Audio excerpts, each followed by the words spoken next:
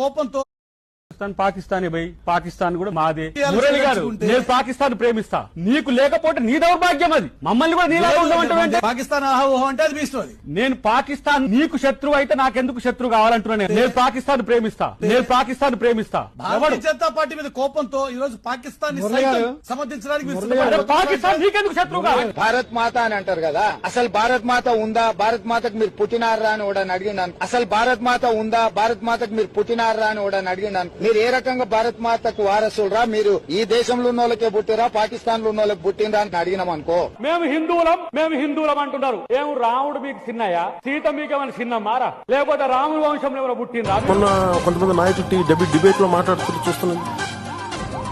మీరు పాకిస్తాన్ అంత ప్రేమిస్తే దయచేసి పాకిస్తాన్ వెళ్ళిపోండి, ఇక్కడ ఎందుకు? పాకిస్తాన్ మీద మీకు అంత ప్రేమే ఉంటే ఇది మాట్లాడుతున్న వీళ్ళందరూ కొంచెం కాంగ్రెస్ నాయకులు వీళ్ళందరూ. మీరు భారతదేశంలో దాడి జరిగినప్పుడు భారతదేశానికి నిలబడాలి తప్ప పాకిస్తాన్కి నిలబడతాం మీరు సెక్యులరిజం అంటే అది ఏ ససేమిరా ఎవరు ఒప్పుకోరు ఇక్కడ.